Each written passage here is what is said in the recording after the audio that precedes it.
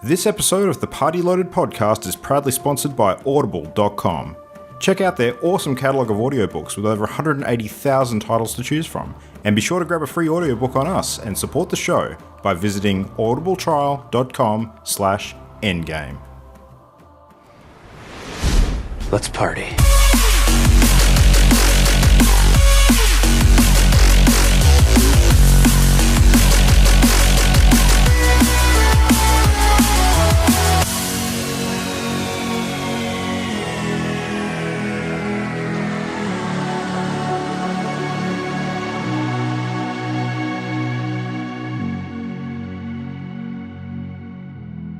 Hey, welcome to Party Loaded, episode 15. This is Wednesday, the 2nd of March. My name's Luke Retallick, and as usual, I'm sitting here with three of my pals, which we're going to cut to in true Pokemon 20th anniversary style. So we have on one side Hitman Ollie. How you doing? Hello, I'm doing super hot. We got Jigglypuff Jam. How are ya? Woohoo! I'm good. Yeah, Jigglypuff. No, you notice how I called you after the one that talks and puts everyone to sleep? Yeah. Anyway, Brings me joy. Imogen, I have to admit, I was torn for you between Infernape, because you like to monkey around and the whole super hot thing. But I think you'd probably appreciate it more if I referred to you as Bunimmy, because after the bunny-ery. I'm down with that. Yeah, all right, cool. All right, and I got no idea what I am. Probably some sort of dark sleep-deprived Wobbuffet thing. Yeah, that's it. That probably works. Wobbuffet. So it is the 20th anniversary of the Pokemans, of course. A fair bit of Pokemon stuff happening this week. It's been really cool. You can almost buy alcohol in America. What's that? You can almost buy alcohol in America. Yeah, that's true. Pokemon and alcohol seems like an interesting mix. Well, there's no drunk Pokemon, but there is one that's like a living trash sort of monster, which I guess could be the morning after. That kind of fits. I forget what it's called. I'll look that up during the episode anyway. What's your favourite Pokemon, guys? I just want to ask that. So you all got a little bit of exposure to the franchise. If you had to pick one that is like your favourite, what would you go with? So Ollie, let's start with you. Charizard. No, I just said that to annoy the crap out of people because everyone goes, "Oh my god, it's Charizard! What's wrong with you?" No, for me it'd be probably Mew. Mew? Nice. Crazy psychic rare cat kitty thing. I just got my Mew the other day actually for the first time. They did the online. Oh no, it wasn't online. You had a voucher which you could grab and get the code and download it to your system. So much easier than it used to be. Oh my god. Actually, I'm going to change that. I'm going to say Mewtwo because Mewtwo is a lot more grimmer and darker and angrier. That's probably fair. I watched that movie. That was grim. What about you, Jem? What's yours? It is Jigglypuff, actually. Hey, nice. Yay! And that's probably more to do with the fact that if any of us fell asleep, you'd definitely draw all over our faces, I'm sure. Oh, yeah. Yeah. And I'd sing you into a stupor if I could. Yeah. Imogen, what about you? Oh, I have to say Charmander is super cute, but also torn between that and Diglett. I love Diglett. Oh, Diglett is pretty cool. Yeah, Diglett's cool. Well, my go-to whenever I play the games is usually Tyranitar. I don't know if you guys are familiar with that. It's kind of like I imagine it's T-Rexy. It's very T-Rexy. It's very it's kind of like it starts off as like a pupa and then goes into a larval state and then sort of turns into this giant sort of bug T-Rex, but it's just freaking cool in the game. It's got like a sandstorm attack and I'm just geeking out massively. Anyway, so which is the one that's like a giant like serpent but made of rocks? Is it like Onyx or something like that? Yeah, Onyx. That one's pretty cool too. Onyx is the big snake rock. Yeah, that's the one that Brock has in the cartoon, I think. Yeah. Yeah, that's the one. Cool. I feel like such a kid right now. Anyway. 20 years ago you were. Well, that's true. But the funny thing is I didn't 20? start playing Pokemon until I was an adult. Maybe 30 years Luke will bleep all those date ages out so Yeah. that it remains a mystery. Ollie, what you been playing this week, man? I played some Gary's Mod Murder with peeps and Gary's Mod Trouble in Terrace Town with friends, and it was quite pleasant. It was awesome. It's nice knowing the people and playing mind games with each other. It's good fun. Nice I finished screwy Firewatch, which is cool. Yep. I actually really liked the ending. Yeah. I was a big fan. Yeah. Because I like endings. Spoilers. No, it's not a spoiler. I like that style of ending because it's not your traditional Western storytelling style of ending, if that makes sense. Is a very good way to say it, and that's kind of what I was trying to say last week. if that But you makes just sense. have no ability to do that. Oh, just I'm the eloquent one. yeah, Yes. it's more due to the fact that when it comes to spoiling things for Jam, I kind of give less of a shit. So anyway, Ouch. Shots fired. Cuts deep, So man. early. I got to feel completely inept playing Rocket League again. That was great. Goddamn. I either need to stop playing that game or actually train in it. It's one or the other. yeah, Because I'm just getting frustrated. you would say that you're out of your league. Oi. Yeah, Rocket's out of my league. Yeah, nice. There you go. I'll finish off your shitty puns for you. Alright. Unlike these shitty puns, I then also be playing a game called Super Hot. Hot. Super. Hot. Super hot. And I love yeah, this game. Super Hot is brilliant. I saw it on the Steam thing. I was like, that looks interesting. It's on sale. I'll click on it. Oh my god. Like, I watched the trailer and just went, sold. Yeah. And then I owned it. I like the convincing typing noises in the background. And I just drum can roll. picture I'll in just my type head this. exactly what you just did. I'll just type this Steam purchase up on my invisible typewriter. Yep. Nice. So yeah, that game is so much fun. So the whole premise of the game, like its mechanic, if you will, is that time only really moves at any sort of speed when you move. So if you don't move at all, time goes past at a crawl. And when you move, it accelerates up. And you have to complete various levels by defeating various baddies using a variety of melee or ranged weapons. So you're constantly dodging bullets. You can slice bullets out the air. You can throw guns at people. You can grab their guns. You can Adam Jensen them with your black arms. It's great. The art style is very unique. I actually really like the art style because I don't think it would work with a different art style. So the art style is everything's smooth polygons, essentially. Yep. And it's almost as if everything is made of glass. So the levels are white, the bad guys are red, and items are black. So things you can throw, weapons, that sort of thing, and your arms, as it turns out. And everything breaks with the sound of glass. And it Yeah. just works so well. And the game itself, the story mode of it, it's not that long, which is good because then it opens up all the challenges and endless modes afterwards, which I'm having fun with now. And the story mode is actually genuinely good. It feels like a brainwashing session, I'm not going to lie. If I played this on a VR headset, I would be tripping balls. So Is amazing. I watched a bit of your gameplay the other night because I used the Steam sort of watch a friend feature, and got to see you do a couple of levels, which was super super cool. I got to say, I was enjoying it a lot. It's super hot. Yeah, You missed super the hot. perfect opportunity. You did. So I wanted to ask you because the game comes across from first glance like a first-person shooter, but after seeing a bit of what you were doing, I mean, I think you were approaching it in a fairly quick way, and compared to how I would go, I think I'd probably slow it down and think a bit more about the actions I was taking, but that's kind of just the different styles of way we game in general, I think. It seemed to me like it was actually equal parts FPS and puzzler. What are your thoughts on that?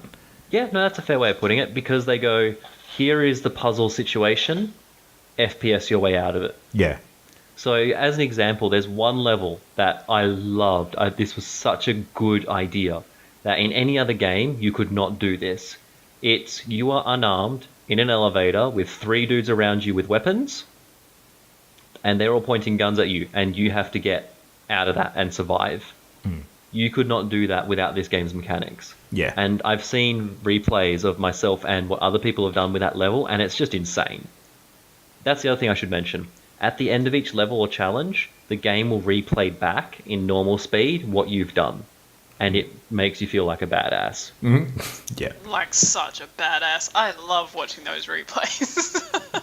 So, yeah, and at the end of every level, it also does the whole super hot quote every single time. And for some odd reason, it doesn't seem like that gets old.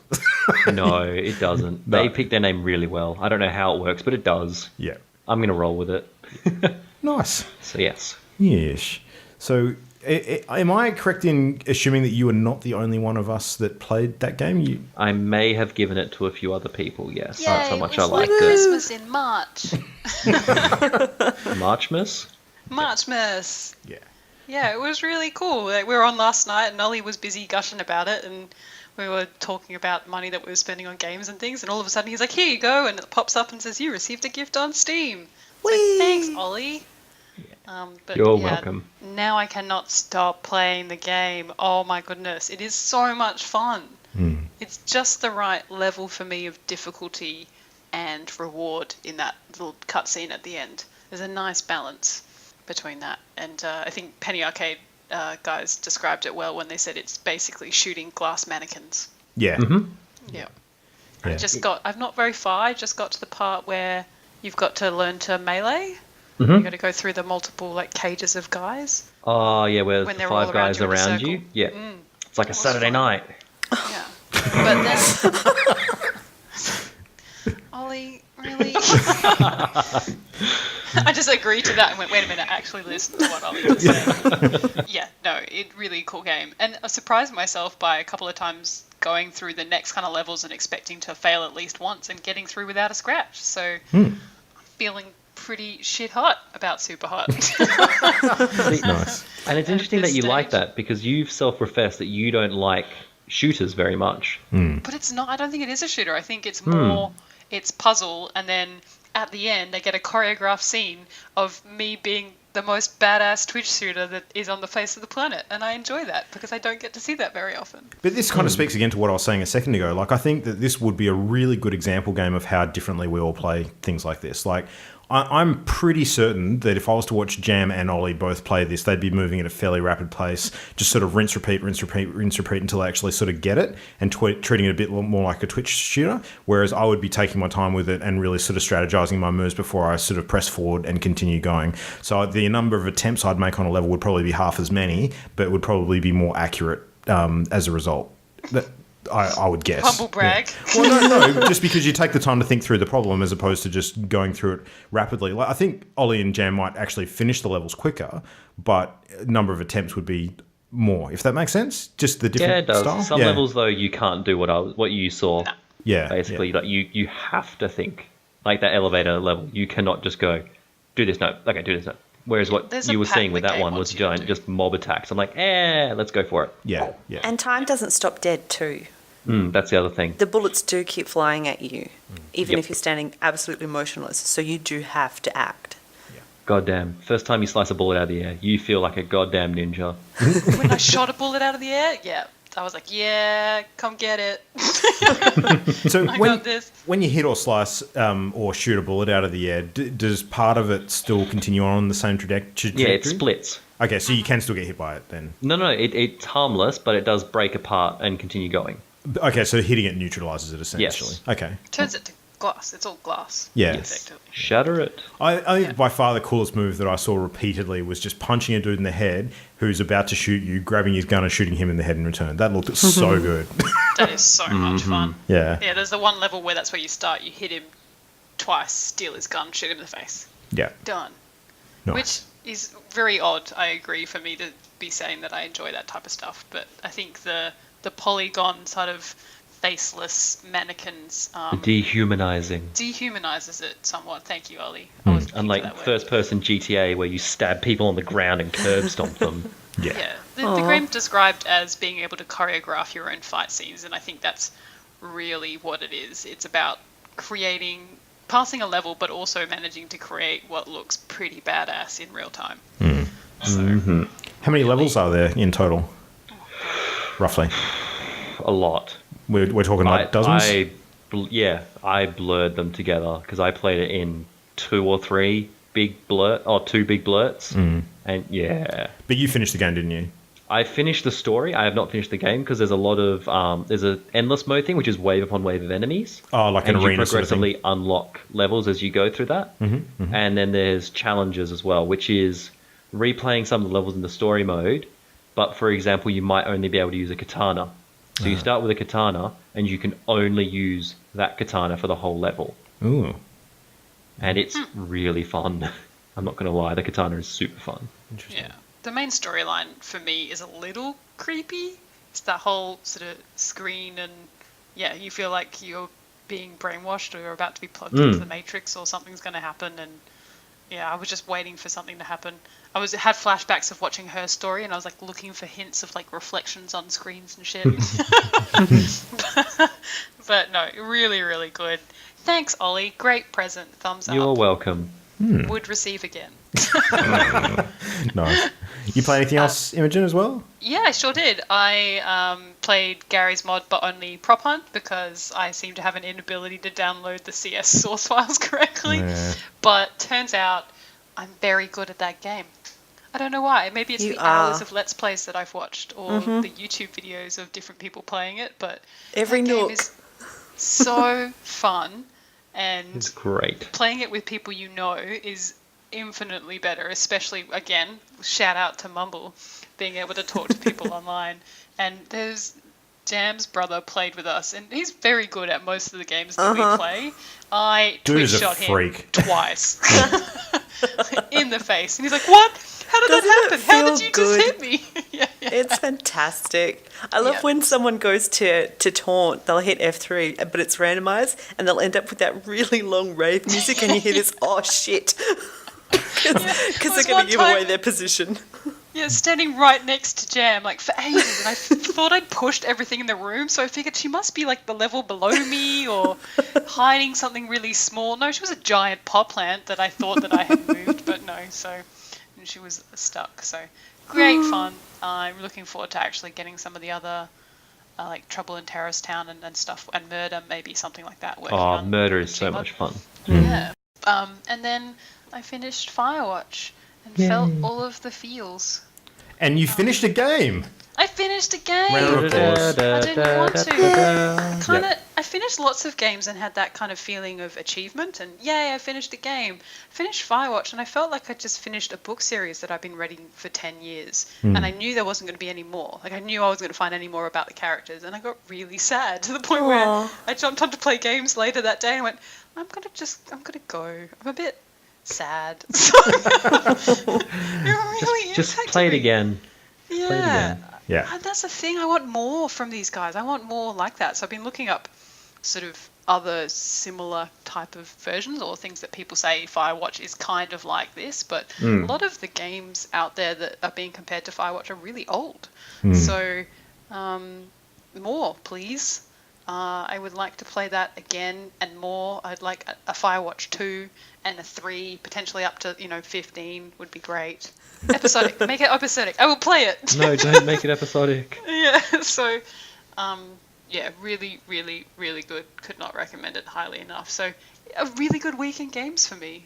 Because I Yeah. did my exam. Yay, air Yay. punch. And cut to credits. Nice. Yeah. Well, we'll cut to Jam, maybe. What'd you do this week, Jam? Yes, well, the Gary's mod was a huge hit. I got to hang around for Trouble in Terrorist Town and Murder. Oh my god. It's so funny. We didn't have enough for Trouble in Terrorist Town. That really needs at least 5 people. We had 3 for the most part, and it was just a little bit, well, this is obvious. Yeah, 4 to 5 works best. I think Yeah, we've but- spoken about Murder before. but I don't know if we've spoken about Trouble in Terrorist Town. You want to just give us a real quick rundown? Essentially, based on how many people are playing, you've got a bunch of innocents and a traitor and potentially a detective who, from what I gather, is harder to kill, but everyone can see that they're detective. All the other roles are secret. So you're just running around with weapons on, an old Counter-Strike map, I believe it is. Any sort of map that we were playing on Counter-Strike Mag, yeah. Yeah. Anyone there's sort of talking to each other, trying to convince them that they're cool. We're cool. I'm cool. I'm cool. I'm not going to shoot you. I'm not going to shoot you. Look. Put away my weapon. We're all good. We're friends, all right? Until someone just, flips a switch. It's just brilliant. It's so it's so basic. It's so simple, but it's so much fun, especially when you know the people and you're trying to read into what they're saying. Hilarious. So that was a Listening lot to of you fun. guys play that was a lot of fun. Oh, really? Yeah. You could just hear, like in Jamie, she's like, it's not me, guys, it's not me. And then someone would be like, oh, because you had that rule where if you died, you couldn't talk. So Ollie would be like, oh, god damn it. And then everyone would be like, what happened? And just go entirely silent. There's only one rule with these sorts of games, and that's replace terrorist or murderer with the term werewolf, and you know exactly who it is. Jamie's a werewolf. Always. Jamie's It's always always the me. werewolf. Yeah. Oh, it was good fun. Especially with my brother playing. I was like, yeah, he's lying. Can't always pick it though. Such good fun. Played a bunch of Rocket League. Oh my gosh. I am actually almost deliberately doing cool things. Level up. It's amazing. In the last week, I've got off so many really awesome shots and saves. Feel just like so successful. And then I'll have a game where I've got, double digits and I'll be like, okay, so I'm not consistent. But it's so much fun. And I still love the Rocket Labs, the new maps. They're just, the one with the ledges on either side. I don't know what the maps are called, but it's the best. It's so much harder to predict where the ball's going. I tried Crypt of the Necrodancer, local co-op with my brother. Holy crap.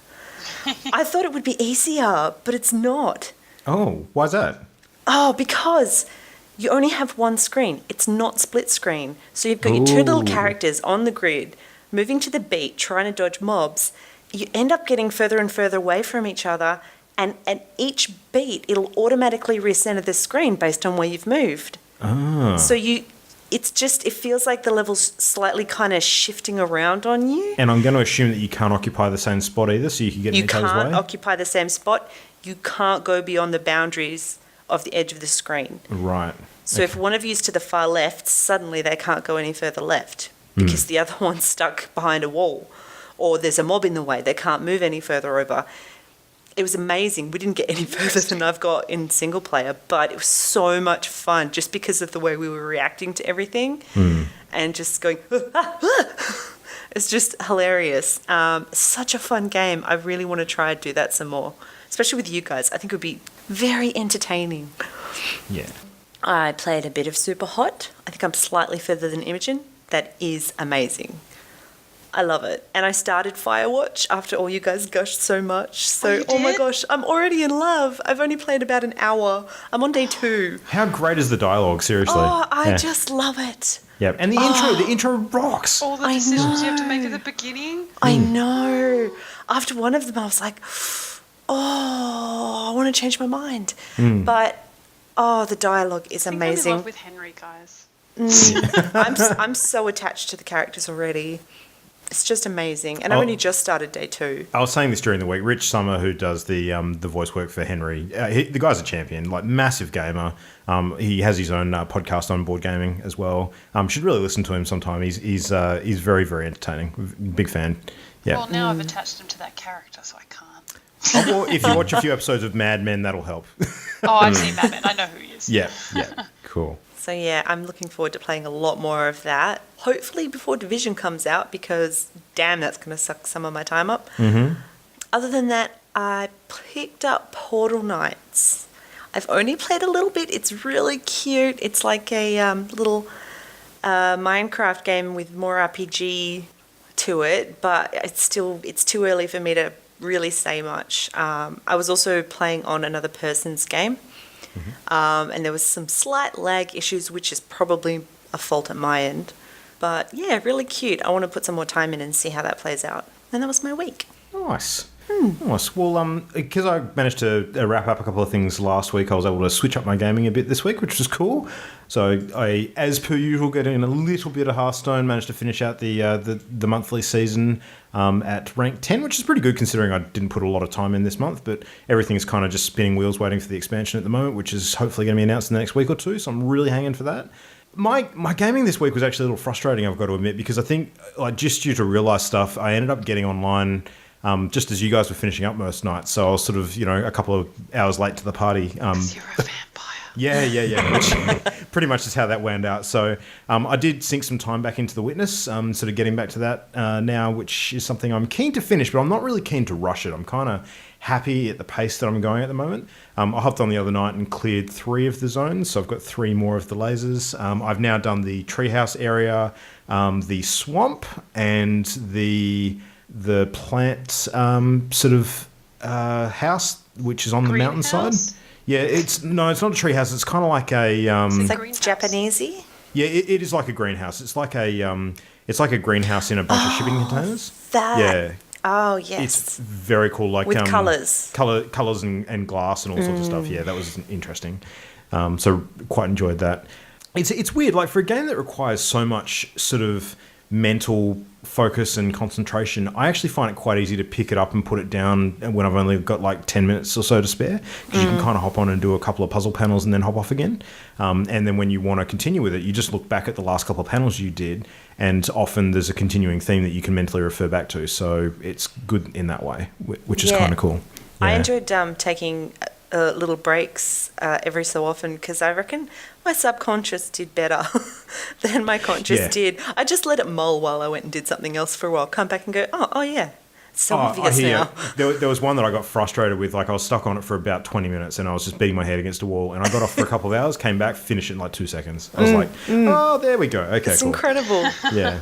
No, it's good. So that's been really enjoyable. The thing that I've really sort of sunk the most time into this week and enjoyed the most, though, was getting back to Metal Gear Solid 5. So that's kind of been my go-to at the wee hours of the morning when you guys are all asleep and I'm doing my thing. So that game continues to rock some serious amounts of awesomeness. Metal Gear just is such a freaking good game. And Ollie, to address your sort of general malaise view over the Metal Gear series, Metal Gear Solid 5 is so different to the others.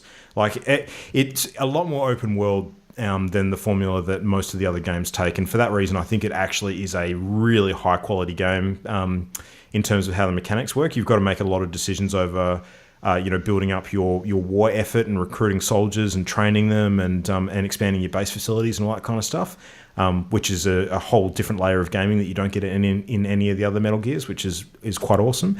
The story is weird as hell, but it's cool. That's Metal Gear, though. Yeah, it is. But it's different. It's very different to the other Metal Gears in terms of the main story beats as well, which is cool. To give you an example, like one of the missions that I just finished, it was kind of like a two-parter. You actually have to deal with a small rebel guerrilla soldier uprising, and sort of, put them down by taking out their leader. But you discover that it's actually kids, like, 11, 12, 13-year-old boys that have basically, gotten guns and equipment from the African... child soldiers? Yeah, child soldiers Told that this have... story before? I don't know. Having deja vu. I don't think so. I rescued a bunch of them from a mine, but I haven't actually had to put any of them down in the game yet. Because, yeah. Well, Whoa, Luke. See, that's the thing. Like, you go in expecting to basically just do what you normally do, which is just shoot the crap out of everything. Kill children, okay. Well, no, you don't know the children until you get in there. So No, you did tell this story. No. You think you're going to go kill some people, and then you find out they're children, and you have to make the right decision. Yeah, but they were captives the time I discussed it before. I remember that because there's a different thing earlier on in the game. This is like literally an entire band of militia that you have to take out of the picture.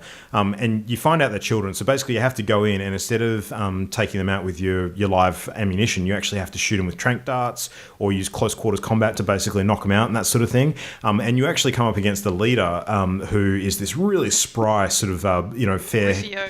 Yeah, actually, that's a really good summary. He basically is Rufio. He's like the pale white skin, spiky haired, kind of really aggressive little so-and-so. And you get into close quarters combat with him, and he's spry as fuck. Like, he runs around like nothing else. And basically, you just have to, knock him out. And it's actually quite hard to do without killing him. And then you take him back to your base, and he actually ends up sort of getting recruited later, which is pretty cool. This So game sounds awful. Bangarang Just Rufio. it does sound awful, but it's pretty cool. It is pretty cool. So yeah, really, really awesome cutscenes. I'm just in the middle of a cutscene where basically your chopper gets attacked, sort of on the way between mission sites. So it literally ends the mission where you are and says to be continued as your chopper's getting attacked, and you're just like, holy crap, got to play the next one now. So yeah, it really keeps you on the edge of your seat. It's awesome. The other thing I tried to do on the weekend was join you guys for some Garry's Mod. So we've been using a local area network emulator called Evolve, yeah, to sort of simulate basically LAN gaming, but over an open internet connection. And that has enabled us to sort of, play with a large number of players on some of the games, like Garry's Mod being the prime example. Now, the setup that I had to actually do to get that working took ridiculous amounts of time on the weekend. And by the time that I actually had that sorted, you guys were basically wrapping up. So that was a little frustrating. I had the... You should have just got someone to log into your computer and do it all for you. That's what happened. Really? You need to be nicer to people, Luke.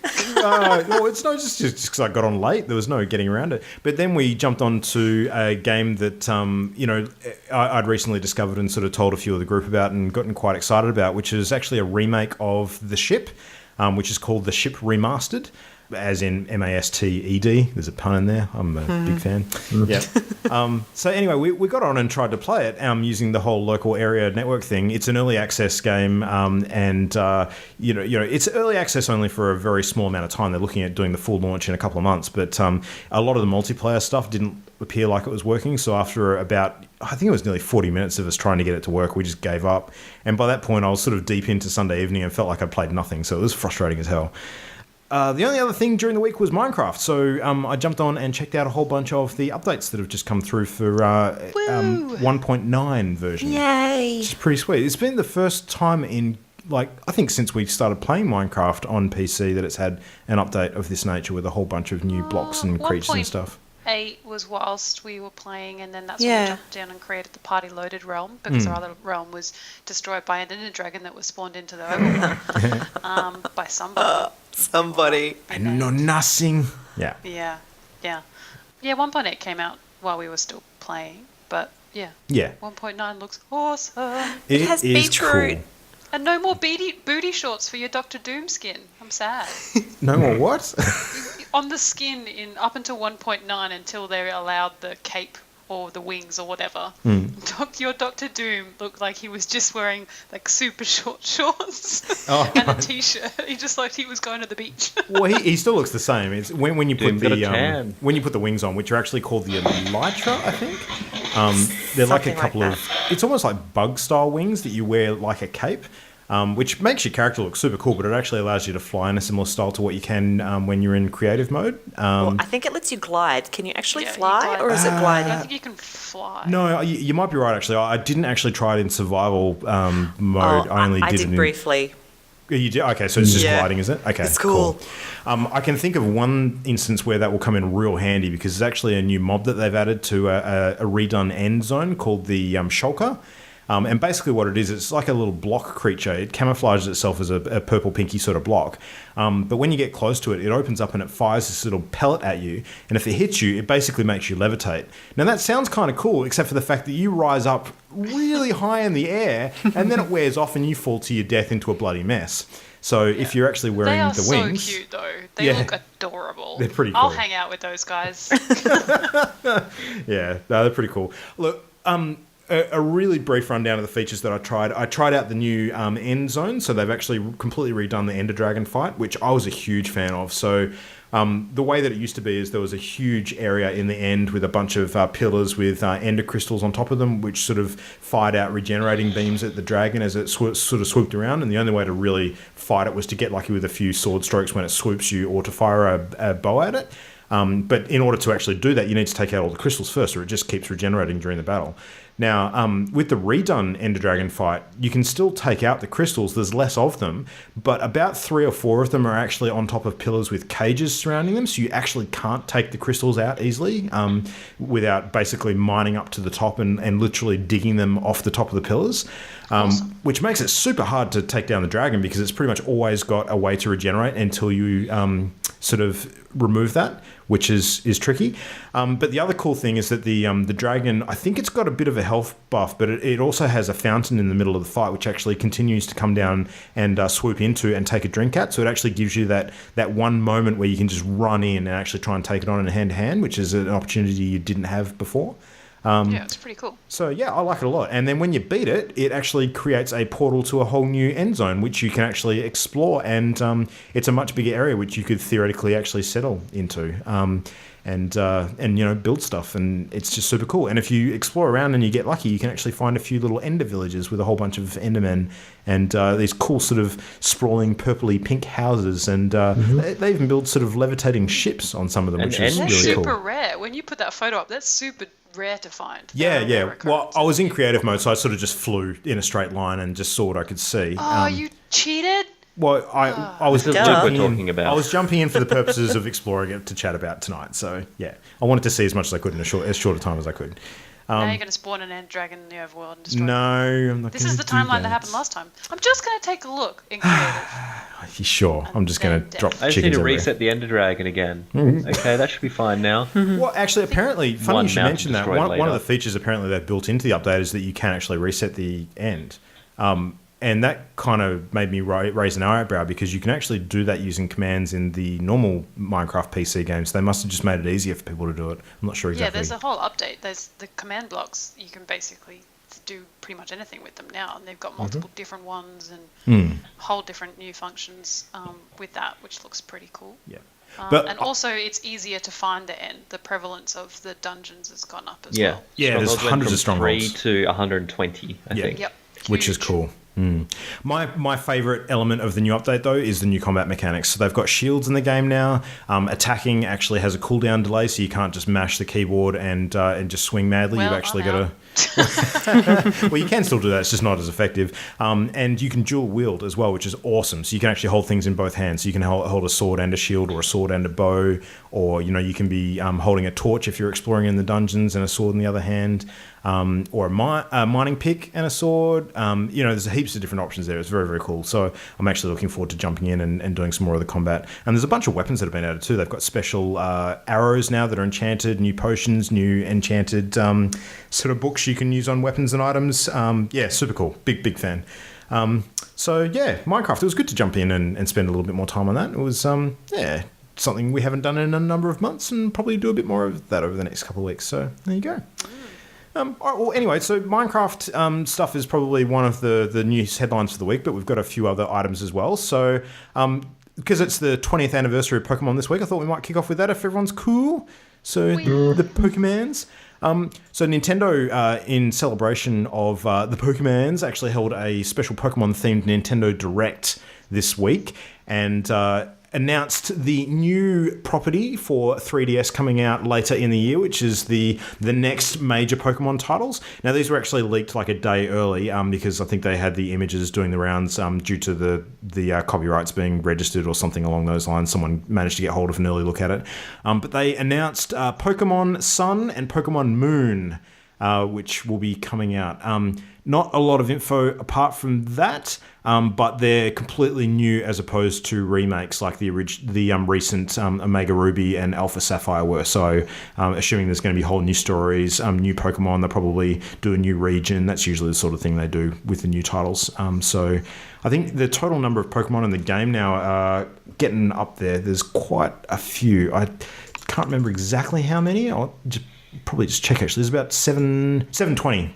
720-ish. Jesus. Yeah, so that'll raise the number probably another good 150 on top of that, maybe. 150 is fairly standard per game. Yeah, well, it depends on how many of them they reuse. 720. Yeah, but you got to remember, Ollie, that's actually accounting for all of the additional rare and event ones that they've released over the years but still, as well. that's a lot. Yeah. That's a lot of uniquely designed, named, themed animals, effectively. Yeah, well, I mean, also considering that a lot of them come in threes too, with the various different evolutions, that tends to bump the numbers up a bit if they've got various versions of the same basic creature. So I just remember the original 152. 152 or 151? 152, wasn't Mewtwo the 152nd? Oh, yeah, but he was released at the movie launch, wasn't he? Or something like that. I don't know. Yeah, it was that a counts. while ago. But yeah, no, absolutely. So yeah, we'll see. I mean, whenever they add new Pokemon to the game, there's always a bit of a mixed bag of ones that look like poor knockoffs and actual innovative designs. So there's One that looks like a teething ring. yeah, exactly. One that looks like a stoned ice cream cone. Just some weird stuff. So yeah. I'm looking forward to the honest trailer of that one. Oh yeah, absolutely. Yeah, there's some good stuff. But in addition to the announcement for Sun and Moon, they've also basically launched the remakes of Pokemon Red and Blue and Yellow on the online store for 3DS and 2DS. So the Nintendo Virtual Store, you can download those titles and play them straight off your machine, which is super cool. That's the original games from way back when. And the awesome thing about those games being available to download like that is that they're actually fully compatible with the new Pokemon Bank, which is the transfer sort of device you can use to actually shift all of your Pokemon between games these days. So before, there was basically no way to take all the original Pokemon from those first generation titles across to the new ones. You were basically just relying on those creatures being available again in the later games, as opposed to sort of bringing them across from the early titles because they were on the original Game Boys. But now you can. So you've basically got access to the entire catalogue again, which is super cool. And a lot of Pokemon players are very happy about that. So there you go. So other stuff during the week. The HTC Vive pre-orders that we talked about last episode finally officially opened up. And did you guys get a look at the numbers involved with that? I haven't Yep. yet. I was waiting for you to tell me all about it. Oh, Ollie? How many? 15,000 units shipped in 10 minutes. Yep. That's big numbers for $800 US. Wow. Yep.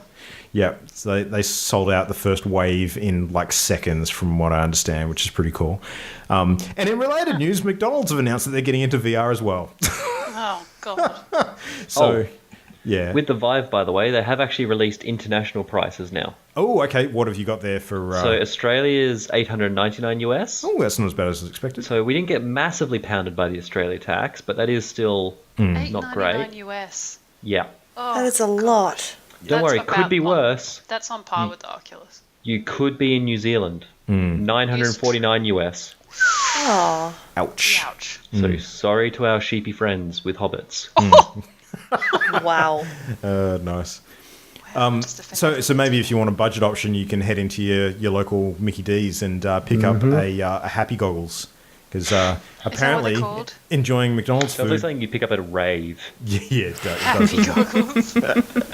Well, I don't know what's possessed McDonald's to get onto the VR bandwagon, but it's kind of like the Google Cardboard model. You know, a very cheap construction VR sort of casing that you put your phone in, which, you know, I don't know. And you download an app. Yeah, exactly. I mean, McDonald's has done some pretty innovative stuff in recent years with regards to their ordering systems in stores and apps and that kind of thing. So I guess it's natural for them to be extending out to this kind of thing. But I just don't see the connect. I mean, is the whole idea to go into a McDonald's store, eat copious amounts of crappy food, put VR on so you can look at yourself and actually feel better about how you don't look? Is that the plan? I'm not sure. Yeah, sit at McDonald's. Tell us how you eat really feel, McDonald's, Luke. And put on your VR and pretend you're outside. Yeah, basically. Yeah. I got no idea. There you go. I think it was someone did it perfectly yesterday in our chat. They posted up that picture of the kid 20 years ago sitting too close to the TV, and then posted neck minute. It's like someone with this goggles like pasted to their face. Yep. We've reached the dreamland, people. We can sit as close as we want to a screen. That's it. Jimmy, take your eyes off the TV screen. Yeah, no more of that. It's going to be weird. I think that we've still got that one big piece of the puzzle missing this year, which is whatever ends up happening with the PlayStation VR. And I stand by what I said last week. I still think it's going to come in at slightly cheaper than the Oculus, but we will see. You still think it's going to be like $550 I US? understand the reasoning around it not being at a 50 mark, sort of the whole $100. It's got to be 800. No. Look, I think that it will probably be less than the Oculus, or at most equal to. I don't think it'll be more. I really I'm don't. going to go with $749, calling it. All right. $749 US. Speaking of calling it, guess what? It's possibly getting delayed till 2017. Mass Effect Andromeda. That makes me super sad, though. That's one I didn't want to be right about. But And Uncharted 4, was it 4 or 5? Uncharted 4. Uncharted 4 got possibly delayed as well. Only about a couple of weeks, though. But Doesn't matter. Yeah. I like the Uncharted series. I like it enough that I should know that's game number 4 coming out. Put it Yeah. that So way. it's still possible, though. They're not confirmed delays. Well, that's it. I mean, the Mass Effect one, it's one of the high-ups at... Is it EA? I can't remember. Depends. Yeah. Who are you talking about? The quote came from a news conference of some sort. I'm just trying to find the... Vagueness. Yeah, the it was vagaries. EA. So basically, there was an interview at one of the business summits that they had held recently, and the chief financial officer basically said that it's going to be available in Q4. But doing a bit of looking at some other stuff he said during that interview, it was made pretty clear that they were referring to the financial Q4 as opposed to the calendar Q4. Yeah. So Interesting, since they're going to host their own presentation separate from E3 that they would also lead with, what is fairly significant bad news for the EA franchise. Possibly, but I mean, it is EA, so they've got a lot of the other plates spinning as well. They're certainly not going to have to bank on their Mass Effect launch Yeah, news. they're going to put all their money in like a FIFA or a Madden or something like that and hope for the best. Who Well, knows? they're easy to make for them, so why not? Exactly. Yeah. Also, the cynic in me is also thinking like, oh, it's been delayed, guys. Really, just chugging along, and it's like, oh, look, we managed to release it just on time. Aren't we awesome? And it was like, wow, you did. I would be But okay that's with because I'm a that. cynical bastard. I would also be okay with it being delayed, because if there's one title that I do not want them to screw up, it's Mass Effect.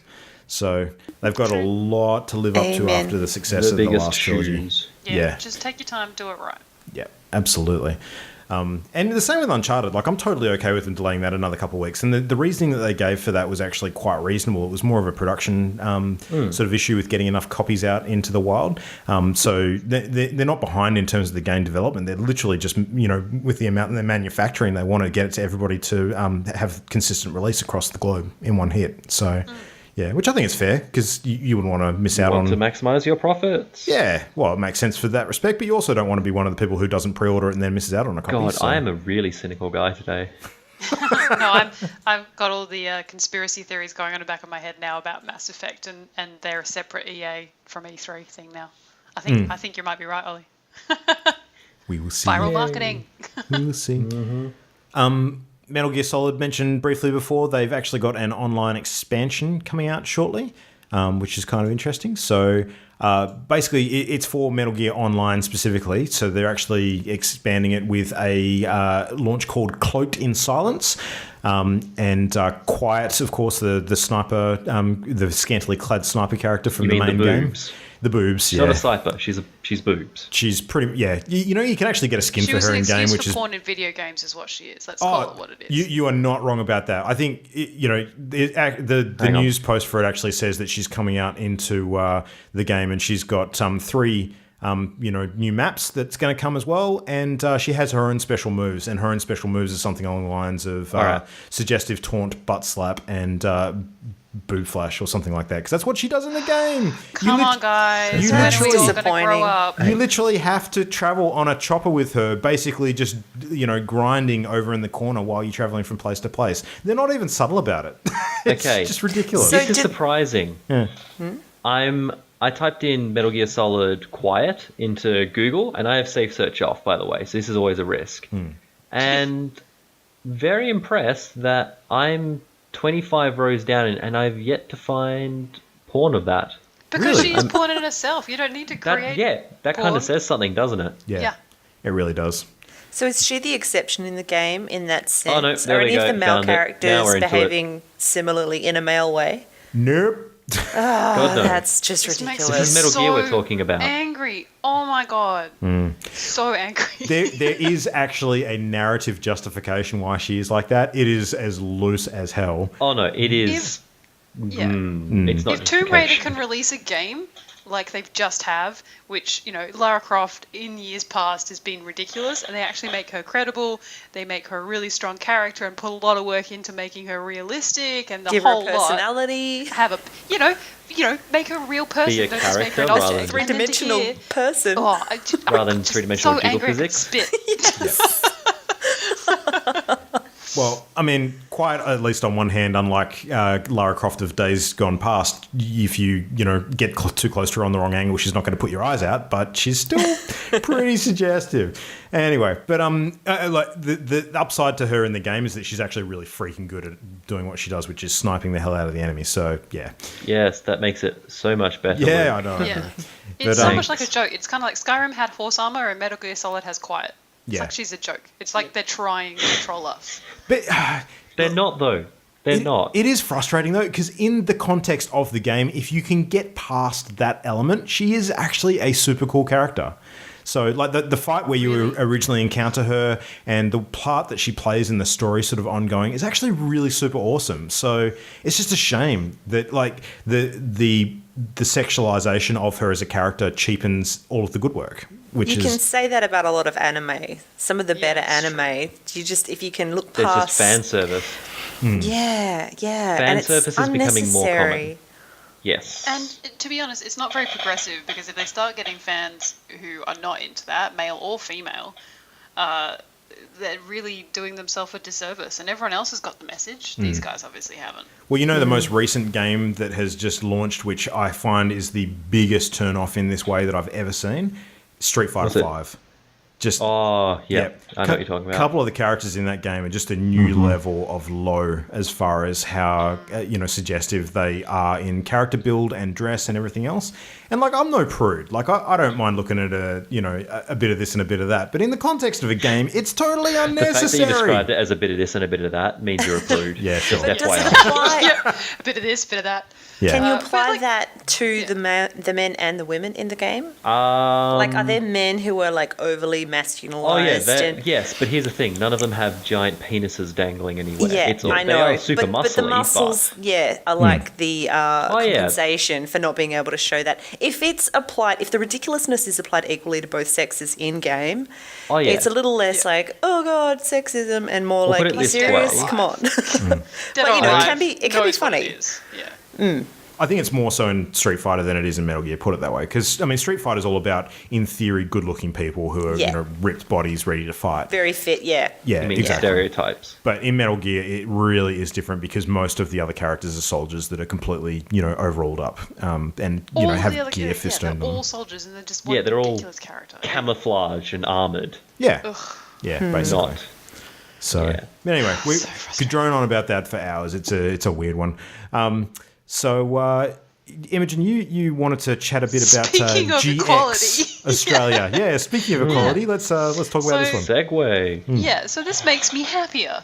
So this past weekend was the first iteration of GX Australia, which is a version of Gamer X, spelt Gaymer, that was held in San Francisco, and it's a gaming convention where they welcome all LBGT people and all people, and it's supposed to be a place where we can go, and I say we as in people who appreciate games of all types, video games predominantly, and have a safe space to sort of enjoy and be who we are and everything else. And it went really well. It was crowdfunded by over 400 people to the tune of 55,000 or so, and then I think they had some other support. But it was held in Sydney last weekend, and it went really well.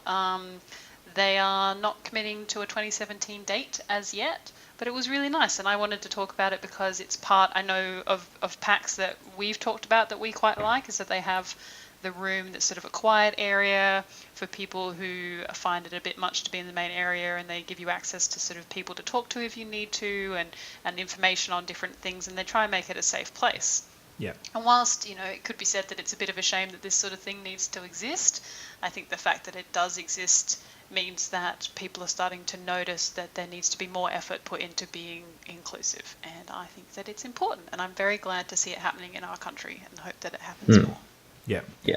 I think you hit the nail on the head. It's kind of sad in a way that it has to be called out so strongly as a thing, but the end result of it being a better experience for everybody, I think, is really good. I would much rather places like PAX and so forth be the most welcoming places on earth where people can just chill, have a great time, and not have to worry about some of the heavy real life stuff that they might have to face outside of those environments. So Yeah, I think as a group generally, and it is a generalization, they do tend to find a lot of people who have a lot of issues being in big crowds or having anxieties or specific requirements or wanting to be very different and wanting to be themselves. And I know for me, for PAX, you get to be, I know we joke about it, but it is kind of sad. We get to be who we really want to be for 3 whole days before we have to go back and be, wives and girlfriends and mums and dads and have jobs and everything else. I hate coming back and having to be a girlfriend. It's such hard work. It's the worst. You have to put on the dress. That's your least favorite role. That's right. You know what I mean. It's just it's really nice, and I think to tie it in with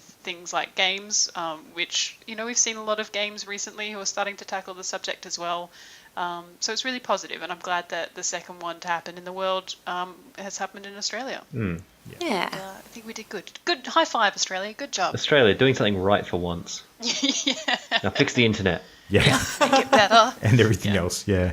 Sweet. All right, well, it is, of course, the first episode of March. So, Jan, what does that mean? What are we doing? It means we are reviewing our Game of the Month. Party Game of the Month. All right, so Around this time, 4 weeks ago, we got tasked with the title for the February game, which it was the Gianna Sisters Twisted Dreams, so which we've all had a chance to sort of give a bit of a playthrough and give our thoughts now. So, Imogen, do you want to give us a brief rundown of what the game is and what it's about? Sure. Yeah. Well, first of all, is it Gianna Sisters or Gianna Sisters? Yes. Yeah. Yes. Answer is yes. I'm going to go with Gianna. So effectively, it's a puzzle platformer, I'm going to say. Well, mostly platformer, puzzle second, about two sisters who zap into a sort of alternate reality. And part of the sort of cool mechanic is that each sister has different abilities and you shapeshift from one end to the other. So you sort of have to figure out a flow and a pattern to collect gems predominantly. And that, I mean, have I missed anything? It seemed really good. It's the main stuff, I think. Yeah. That's the bird's eye view, yes. The bird's eye view. In terms of my thoughts on the game, my prevailing view whilst playing it was I would rather be playing Ori. And that's I think it's just because of the age of the game. I think probably when it came out, which was 2013, it was probably a really sort of cool, amazing Innovative. new mechanic. Yeah, innovative. No one had seen something like this. Whereas all that I felt when I was doing it was that things weren't done quite as well as I would have wanted, but I was probably putting a 3 years in the future filter on that. Yeah. Which was a bit of a shame for this guy, because otherwise, very cute game and good speed running abilities. I tried to speed run my first speed run ever, did not do very well. Well, this one actually had a game mode built in to support that kind of activity too, which was a little different. Yeah. With a timer and things on it, and I gave it a shot. And no, speed running not really for me. But what did you guys think? Ollie, you go first. All right, sure. So I finished the first 6 levels of this game because I wanted to get up to a boss fight so I could, fully judge the game on all its merits. So I'm officially a third of the way through the game. So I agree a lot with what Imogen just said, basically. Like, the mechanics themselves work well. Like, the shifting I really like as a mechanic. I was a big fan of that. The look of the game, it's very pretty. It's very well animated. I don't like little kids very much, so that detracted a little bit when there's little girls going, wee, I'm like, oh, God, it's really annoying. Apart from that, that's neither here nor there. But I do agree that having played Ori, which was one of the most polished games I've ever come across, then playing this, you can tell this is a 3-year-old game, if that makes sense. Like, it shows its age. Yeah. And that's neither a good or a bad thing, it just is. But put it this way, this game felt like work rather than fun games. Like, there was no, for me personally, there was no plot driving me through the levels. It was just finish levels, collect gems. Yeah. Cool. Yeah. Whereas, and I'm going to keep saying this, Ori at least had a plot that was driving the action. Whereas this was literally, you got abducted, do a thing. Yeah, it's kind of like Get an gems. iPad game. Yeah. Like, okay, cool, that's really motivating me there. And so there was very little motivation for me to keep going. The boss battle mechanics were traditional side-scroller boss mechanics, so that was fine. No issues there, but yeah. Oh, my biggest gripe, and this is such a petty thing, but I don't care. I stuffed up my control scheme initially. You cannot change your control scheme, not even while you're playing, not even whilst you're in the main menu. You have to exit the game completely and start again if you want to change your control scheme. Oh, did not realise that. I did not realise I was playing in 1998. Yeah. That's kind of shit. Ollie was I had very to update my salty about MySpace page on that one, so it was very upsetting. Yeah. But no, that was a minor gribble. Yeah, I agree with everything you said. It was kind of cute how each sister had her own art style and music. One was cute, one was sort of punk goth, but it did not capture me at all. And we planned and organised to jump online at the same time because there's a multiplayer feature and there's a speedrun feature, and we thought, we'll have a crack against each other. It's only local player. That was disappointing. I was looking forward to at least... Yeah, I'd hoped that would be, a little... Can I just insert a little whinge here? developers, stop making fucking local area player games on PC. It is not the gaming platform for that. When you're in front of a PC, you want to play online multiplayer. For fuck's It's sake. true. Oh, calm down. I've played Seriously. good local multiplayer. Crypt of the Necrodance is fantastic. That is probably the one exception here because of it being a rhythm game. You really want to be in the same room with someone so you can coordinate movements. It's But- just, you would think if there was a local co-op function, why not an online co-op function? It Yeah. just, it seems to be a natural fit for the Also, game. calling it a multiplayer, like it's a local. I mean, maybe because it's 3 years ago, terminology wasn't quite there, but multiplayer see- says to me online. 3 years ago Yeah. still isn't that long ago. No, There were it's not. fantastic. I would have had the same expectations 3 years ago, seeing that. And granted, probably we didn't read the specifics very closely when we installed, but still, it was a bit It would have been sad. hilarious if we'd all come to my house and try to play it on my laptop screen. That would have been the best. Yeah, We would have got real close, guys. that would have been a very big write-off of the day, I think. Yeah. Yeah, so I'm of the same opinion. The lack of a narrative really, really made me just not invested. You know, I hadn't even picked that up, but that's probably a big part of.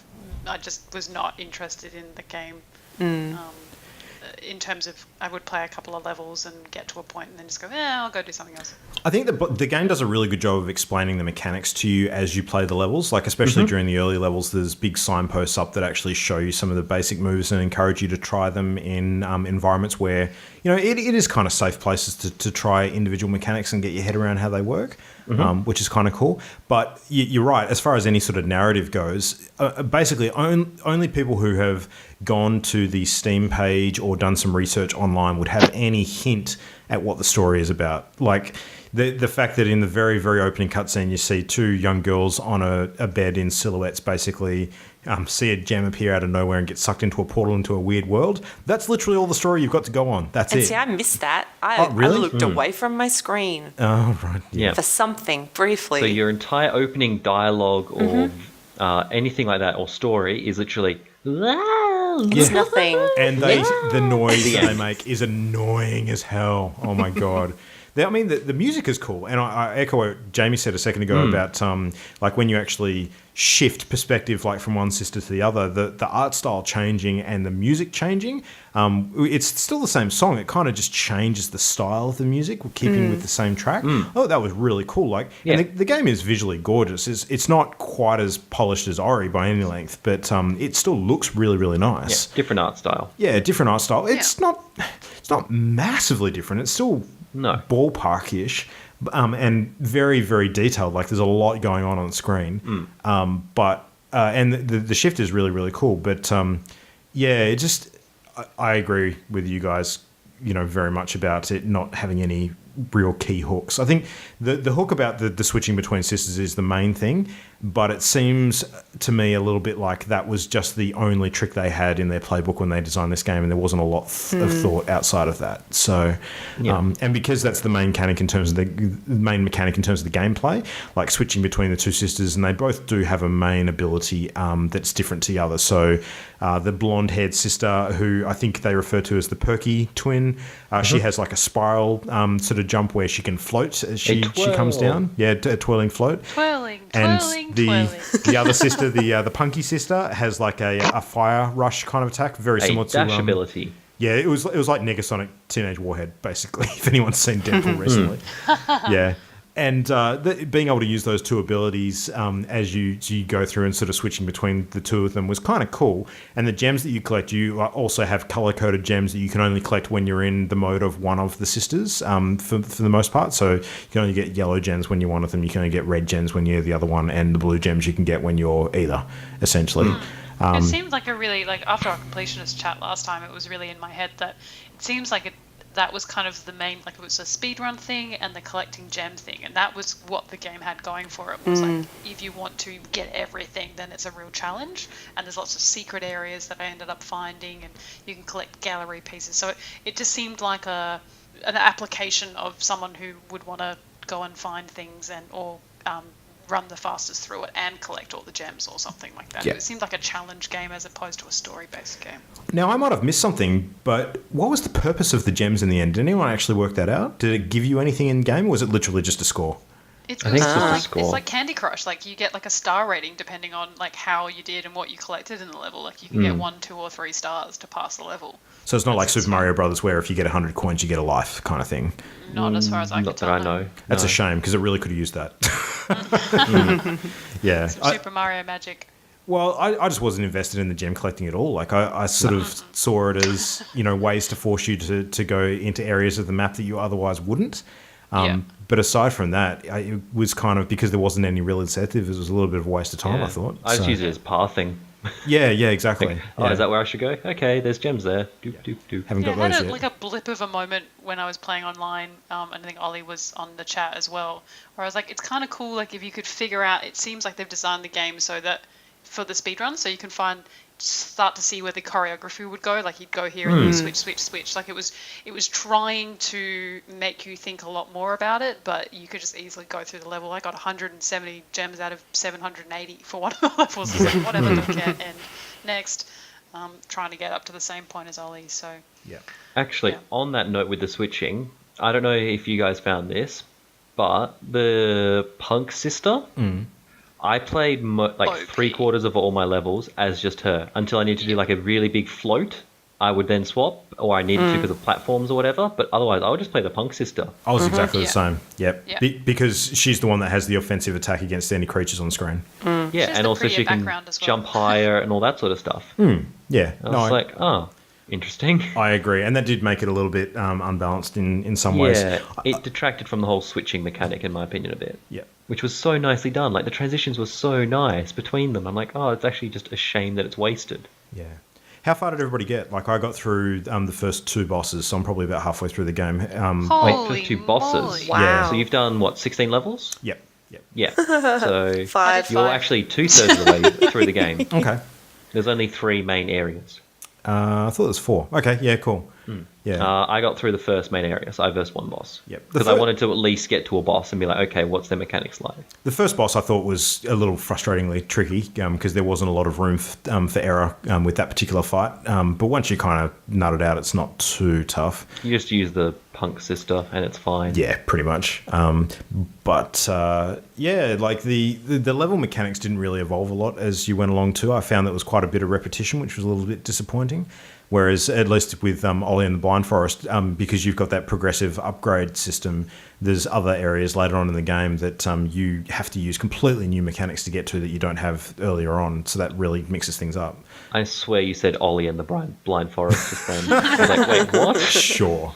Ollie and the Blind Forest. No. All right. Well, I mean, we're not going to sort of give any sort of rating system a go, but I mean, who would you recommend this game to? People Maybe with kids? Yeah. Yeah. Yeah, actually, that's a good point. It feels very like a child game, like almost not iPad game, but kid orientated. If that makes sense. Well, it has been released on a lot of different platforms. So, fun fact: the game developed by Black Forest Games was actually kickstarted originally when it first launched. So, and then released on last generation consoles and PC, of course. So. You should be able to get it on PS3, Xbox 360, and it definitely is a console-style platformer. Like this is actually the thing that got me to open up my Xbox One box, so, just to get the controller out. That's insane. It's Yeah. also the update from I thought this might be the case. It is an update of an older game, a much, much older platformer. Okay. Like, wow, 1987. Oh wow. Okay. Yeah, that makes Wow. sense. Yeah. Okay. They did release a bunch of extra content for it as well. You can see in the main sort of menus, there's some links to like special edition Halloween levels and that sort of thing, which is kind of cool. They've added additional content, and I believe there is an expansion which you can buy as like a DLC. So it'll probably keep you going for a few hours. I think, if I was to continue playing through and finishing the game, total playtime would probably be around the 5-ish hours mark if I was to guess. So yeah, it's not a terrible investment. It's certainly not a super expensive game. So if you're really into platformers, you might enjoy it. But yeah, I think I would be speaking for all of us where it's just a case of there's better options out there now. Yes. So I think it's well worth mentioning though that you could plonk the kids in front of it and they could give it a go, I think it would be doable. Yeah. Cool. All right, so shall we get into the exciting bit, which is actually choosing next month's game? Come on, my game. Game I'm kind of hoping it is. I'm not going to lie. I have a question. I'm thinking, don't want to be too specific, but should I replace my current option with the one we all acquired last night, the other one that we haven't played yet? Why don't you do it next month? Yeah. Yeah. Replace Luke's You never with know. it. Yours might be this one now. We need to play it, so. I know. Cryptic. It's just, I feel like this month should be just Division month. It's your pick, No, Jan. this month you can is do what super you hot want with month. Super hot. Super hot. hot. The fact that you all immediately Super do that hot. says enough, basically. All right, so I have the patent Brainwashing pending successful. Auto D6er ready to go. Just as a quick summary, you He can makes it up submit- anyway. No, I don't. You can submit suggestions for the game of the month. Just hit us up on Twitter or email or Facebook. We've got sort of an ongoing thread on Facebook. But ideally, you want to suggest a game that is not a console or system exclusive, unless it's a PC game, because we can all access that. Digital download preferred. We don't want to be hunting through stores for copies of discs or anything like that. Around a $30 mark at most, and games that we can finish in, less than 10 hours essentially to get a good taste of. So Or not so finished, but get a fussy. really good appreciation of. yeah, Because exactly. mine's not finishable. No, but you can get a good appreciation Yeah, of it. exactly. Yeah, that's And it. ditto with mine. Cool. All right, so I'm actually going we for ready? memos. I think we all are. Can we just play it? Yeah, I think we should just veto it. All right, I'm rolling now, and the number is 2. What do we got? Hey! Luke's. Oh, man. Rigged. All right, well, it I don't looks even know what like this game is. for March we are playing a game called Helldivers, which is a game that the PA guys gave a very, very good review on You when dive it first into came hell? out. No, it's a shooter, I believe. It's a top-down shooter. Yay. The problem is if I type in Helldiver, I'm probably dear. going to get Halo stuff in YouTube, which is really annoying. Sure. Oh no, got it. Here we Yeah. go. So, do you want to just read out a bit of a blurb if you've got it in front of you? Oh no, I'm watching a trailer. Oh, yeah, that's a great help to everybody. Awesome. So, I actually don't know a whole bunch about this game. I kind of just chucked it on the list, mostly based on the PA We can recommendation. talk about it in a month. Yeah, we can talk about it in a month. Shall I read out Wow, the... the opening oh, credit what? is Warhammer 40,000 as fuck. Oh, really? Yeah. Jesus. Oh, man. All right. So the I'm gonna very, hate this month. very brief description is that it's a top-down shooter and was released on PS3, PS4, and Microsoft Windows. And it is couch or online co-op or a combination of both for 4 players. That could be a good fit for us. All right, so I'm looking at it now, and it looks like Diablo meets XCOM, but without the turn-based mechanic. Okay. All right. Interesting. So we'll give that one a go and talk about it in a month. Yay. Sweet. It's the only game on that list that I don't own. Woo. There's many games on that list that I don't own. It is $20 American on Steam currently. Wow. Okay. Wow, it is so Warhammer 40,000. This is creepy. Like You Luke, guys are you'll gonna be awesome at it. Yeah. Luke will know immediately when he looks at this. Okay. I'm 'Cause serious. we're I'm serious giant though. I tabletop haven't nerds actually as had well. a hugely detailed look at this. It just was Then just. why did you pick it? Well, 'cause I thought it Yeah. looked cool and I needed to think of something, and you guys took my other choices. Aww, I wanted to play my game. me You've already had one. Oh well, we already Yeah. had one of my games. That's true. That's right. Well, there's always next month too. So, cool. All right. Well, speaking of moving forward to next time, we can wrap up for this evening. What's everyone's gaming plans for the week? Super hot. Super hot. Division. Super hot. Super. And Minecraft. Division. Yay, Minecraft. Oh wait, when's the Minecraft. Division out? Division. When's it out? Real Tuesday? soon. Pretty sure Yeah. it's Tuesday. Well, they just announced the Australian servers are happening for online multiplayer, which is pretty That's good. pretty cool. news. Yeah. Good for Australia. It's like we're a real country. Nice. Notice us, senpai. Oh, I better get a move on and try and finish Metal Gear then, so I can actually Yes. get onto Metal Division. Go kill some kids and watch a porn-related character. Good luck. Yeah, when you put it like Wow. that, murdering children and then watching someone grind covered in blood on a helicopter. It Oh my literally, I do God. not understand. It sounds like the worst game in the world. Do Luke. you know what's really funny, Ollie? Is that one of the outfits you can actually unlock for her literally is being covered in blood. Oh my god. That's why I've seen that screenshot.